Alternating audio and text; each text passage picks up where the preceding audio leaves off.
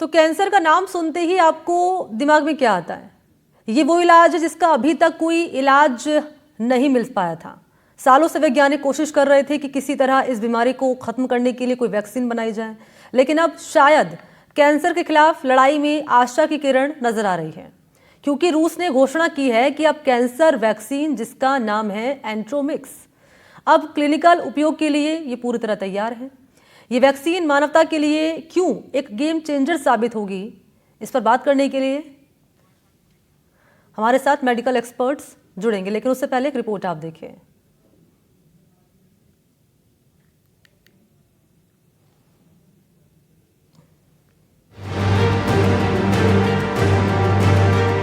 Cancer की जो बीमारी दुनिया के लिए अब तक लाइलाज थी, जिससे हर साल लाखों लोगों की मौत होती थी, अब उससे आपको डरने की जरूरत नहीं है।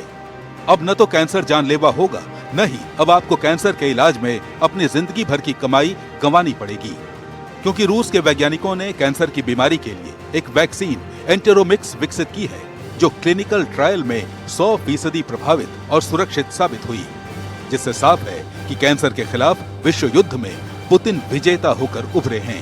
सबसे खास बात यह है कि इस वैक्सीन से न केवल ट्यूमर के आकार को कम किया गया है, बल्कि कुछ मामलों में कैंसर कोशिकाओं को पूरी तरह खत्म करने में भी सफलता पाई है। वैक्सीन को रूस के national medical research radiological center ने Engelhardt institute of molecular biology के साथ मिलकर बनाया है। ये वैक्सीन कोविड-19 mRNA वैक्सीन टेक्नोलॉजी पर आधारित है, लेकिन वैज्ञानिकों ने इसके उपयोग का दायरा काफी ज्यादा बढ़ा दिया है। FMBA की प्रमुख वेरोनिका स्कॉटसोवा के अनुसार एंटेरोमिक्स एक mRNA आधारित वैक्सीन है, जो हर मरीज के लिए उसकी व्यक्तिगत RNA के आधार पर खास रूप से तैयार की जाएगी। सवाल है कि आखिर रूस की ये एंटेरोमिक्स वैक्सीन कैंसर के खिलाफ कैसे काम करती है। दरअसल एंटेरोमिक्स एक इंट्रामस्कुलर इंजेक्शन के रूप में दिया जाता है। इसका उद्देश्य शरीर की इम्यून सिस्टम को इस तरह से तैयार करना है कि वो विशेष रूप से कैंसर कोशिकाओं की पहचान करके उन्हें नष्ट कर सके। वैक्सीन की खास बात यह है कि इसके जरिए स्वस्थ कोशिकाओं को नुकसान नहीं पहुंचेगा, और इसकी यही खासियत परंपरागत कीमोथेरेपी और रेडिएशन के बुरे प्रभाव से बचाने वाली है। ये तरीके अक्सर पूरे शरीर को नुकसान पहुंचाते हैं। क्लिनिकल ट्रायल्स के दौरान ये देखा गया कि वैक्सीन न केवल सुरक्षित है, बल्कि किसी भी गंभीर साइड इफेक्ट का कोई संकेत नहीं मिला। यही कारण है कि अब इसे रूस के कई प्रमुख कैंसर सेंटरों में प्रारंभिक उपयोग के लिए शामिल किया जा चुका है। FMBA ने घोषणा की है कि ये वैक्सीन अब क्लिनिकल उपयोग के लिए पूरी तरह से तैयार है। ऐसे में ये वैक्सीन उन मरीजों के लिए वरदान साबित होगी जो लंग, ब्रेस्ट, कोलोरेक्टल या पैंक्रियाटिक कैंसर से जूझ रहे हैं। दूसरी तरफ ये वैक्सीन उन मरीजों के लिए सुरक्षित विकल्प है जो केमोथेरेपी या रेडिएशन झेल नहीं सकते। कैंसर में ये जो एडेप्टिव इम्यूनिटी, ये लोग जो वैक्सीन बनाए, that is called therapeutic vaccine. Means वो लोग दवा ऐसे कर रहे हैं कि कोई भी पेशेंट को कैंसर होगा, ये वाला वैक्सीन देने से वो कैंसर प्रतिरोध क्षमता उसको बढ़ जाएगा। मींस कैंसर जो तेजी से बढ़ता है वो तेजी से बढ़ेगा नहीं, तो कैंसर थोड़ा सा लेस तेजी से बढ़ेगा, कम तेजी से बढ़ेगा, सो दैट कैंसर ज्यादा दिन थोड़ा जिएगा। ऐसे नहीं है जो कैंसर को बिल्कुल खत्म कर दे, तो जो एक काइंड ऑफ पावर जनरेट करते हैं बॉडी में, इम्यूनिटी जनरेट करते हैं। So that is called adaptive immunity, therapeutic vaccine. फिलहाल ये वैक्सीन रूसी सरकार के अनुमोदन की अंतिम प्रक्रिया में है। उम्मीद जताई जा रही है कि अप्रूवल मिलते ही इसका इस्तेमाल शुरू कर दिया जाएगा, जो भविष्य में कैंसर को रोकने की दिशा में भी एक बड़ा कदम साबित हो सकता है। Bureau report, NDTV India. तो सवाल अब ये कि क्या कैंसर का अब गेम ओवर ये समझ लिया जाए? इस पर हमारे साथ बातचीत करने के लिए खास मेहमान स्टूडियो में हमारे साथ बातचीत करने के लिए जुड़ चुके हैं। डॉक्टर अभिषेक यादव हैं, यूनिट डायरेक्टर हैं मेडिकल ऑन्कोलॉजी से, यहाँ पर यशोदा मेडिसिटी से। शुक्रिया आपको डॉक्टर हमारे साथ जुड़ने के लिए इस खास पेशकश में। शुक्रिया जी मुझे बुलाने के लिए, थैंक यू। सर, ये जो वैक्सीन की जानकारी सामने आ रही है, रूस ने एक नई वैक्सीन इजाद की है और इसको एक कैंसर का गेम ओवर माना जा रहा है। क्या मान लिया जाए, क्योंकि हम देख रहे हैं जो मामले सामने आ रहे हैं, खासतौर पर मैं महिलाओं का यहाँ पर जिक्र करूंगी क्योंकि ब्रेस्ट कैंसर के मामले लगातार बढ़ रहे हैं, तो ये वैक्सीन जिसको क्लिनिकल परीक्षण के लिए अब भेजा जाएगा, ये एक गेम चेंजर साबित होने वाला है?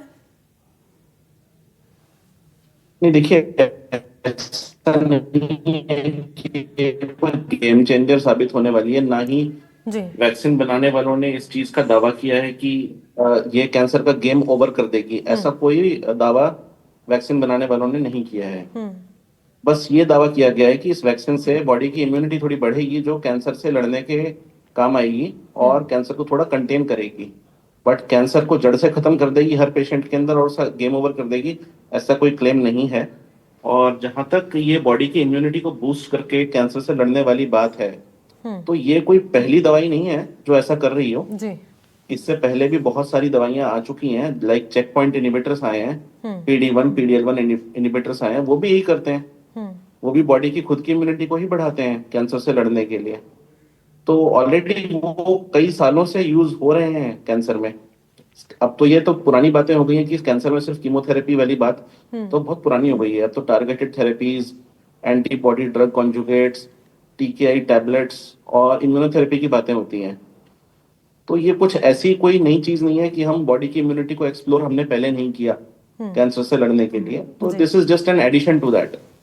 और इससे भी ज्यादा इंपॉर्टेंट है कार्टी सेल थेरेपी हम लोग यूज करते हैं बहुत सारे कैंसर्स में, खासतौर पे ब्लड कैंसर्स में, जिसमें हम लोग बॉडी के ही डिफेंस व्हाइट ब्लड सेल्स को निकालते हैं, उनको जेनेटिकली इंजीनियर करते हैं और उनको इस लायक बनाते हैं कि वो कैंसर सेल्स के ऊपर जाकर के ज्यादा स्ट्रॉन्ग अटैक करें, और फिर हम उनको जेनेटिकली मॉडिफाई करके फिर पेशेंट की बॉडी में इंजेक्ट कर देते हैं। तो कार्टी सेल थेरेपी भी एक तरीके की इम्यूनोथेरेपी है, एक तरीके का ये सेम प्रिंसिपल्स पे काम करने वाली सारी दवाइयां हैं। तो ये कुछ नया या कुछ मतलब ऐसा नहीं है कि कुछ गेम चेंजर सर, है। क्योंकि there has been But definitely- phases in cancer, हमने देखा है कि कहते हैं कि थर्ड फेज पर आते आते वो ज़्यादा क्रिटिकल हो जाता है और उसके बाद फिर लड़ना इसके लिए एक चैलेंजेस हम कह सकते हैं साबित होता है। तो क्या थर्ड फेज तक रोक दिया जाएगा इसको कि जब फर्स्ट फेज ही अगर स्टार्ट हो रहा है उसके बाद ही इम्यूनिटी जो है ग्रो करनी या फिर डेवलप होनी शुरू हो जाती है इसमें? नहीं, ऐसा कुछ नहीं है। देखिए, ज्यादातर कैंसर तो स्टेज 4 में ही पता लगते हैं। जी। बहुत कम कैंसर्स होते हैं जो स्टेज 1 to 3 में पता लग जाए, क्योंकि स्टेज 1 और 2 में अगर सारे कैंसर्स पता लगे तो वो वैसे ही क्योर हो जाएंगे, हमें किसी वैक्सीन की जरूरत है ही नहीं। जी। ठीक है। ज्यादातर कैंसर्स की प्रॉब्लम ये है कि वो पता ही लेट स्टेज में चलते हैं। तो मुझे ऐसा लगता है कि ये जो वैक्सीन है ये एक तरीके की इम्यूनोथेरेपी है जो बॉडी की इम्यूनिटी को बढ़ाएगी कैंसर से लड़ने के लिए, और उसे पेशेंट्स को थोड़ा सा प्रोलॉन्ग लाइफ मिलेगी और बेटर सिम्टम कंट्रोल मिलेगा। और एक सवाल रहेगा ब्लड कैंसर से जुड़ा हुआ, अगर इसको लेकर आप जानकारी दें, क्योंकि ब्रेस्ट कैंसर का यहाँ पर हमने जिक्र किया और अब बात करी जाए अगर ब्लड कैंसर की, तो डॉक्टर साहब ब्लड कैंसर में तो मैम वैसे भी बहुत सारे रेवोल्यूशन हुए हैं अभी रिसेंटली। बहुत सारे एंटीबॉडी ड्रग कॉन्जुगेट्स आ गए हैं जिसमें हम लोग कीमोथेरेपी की एक बहुत स्ट्रांग दवाई को एक एंटीबॉडी के साथ जोड़ देते हैं और वो एंटीबॉडी जाकर के स्पेसिफिक कैंसर सेल्स के ऊपर चिपक जाती है, बॉडी में किसी और सेल को नुकसान नहीं करती, और वो जो कीमोथेरेपी की ड्रग उससे अटैच्ड है वो कैंसर सेल के अंदर ही उसकी डायरेक्ट डिलीवरी कर देती है। एक एग्जांपल है पोलाटुजुमैब वेडोंटिन, ब्लड कैंसर में बहुत इफेक्टिव है जी।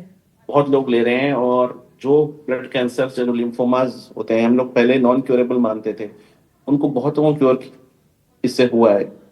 ऐसे ही antibody drug conjugates breast cancer में आई हैं और कार्टी सेल थेरेपी आई है ब्लड कैंसर्स में। तो डेफिनेटली लास्ट के कुछ सालों में तो जो ट्रीटमेंट का पैराडाइम है ऑन्कोलॉजी में वो ट्रेडिशनल कीमोथेरेपी से शिफ्ट होके इन्हीं टारगेटेड थेरेपीज और इम्यूनोथेरेपीज की तरफ जा रहा है और भविष्य में और चला जाएगा। अच्छा, एक बात और मुझे आपसे पूछनी थी, क्योंकि वो लोग जो कंज्यूम करते हैं अल्कोहल, जो टबैको का सेवन करते हैं, शराब का सेवन करते हैं, हाई बॉडी मास इंडेक्स की अगर बात कर ली जाए, तो उनके लिए भी ये कारगर साबित होगी या फिर उनके लिए डिफिकल्ट है यहाँ पर? नहीं, अगर देखिए किसी भी ट्रीटमेंट के अंदर अगर आप हेल्दी हैबिट्स रखते हैं तो that is going to help you. जो भी आप ट्रीटमेंट ले रहे हो उस ट्रीटमेंट को हेल्प मिलेगी अगर आपकी हैबिट्स हेल्दी हैं तो। अच्छा डॉक्टर, इसके प्राइमा फेसी अगर बात कर ली जाए, इसके शुरुआती लक्षण क्या होते हैं? ऐसा कोई शुरुआती लक्षण नहीं है मैम, हर कैंसर के अलग शुरुआती लक्षण होते हैं।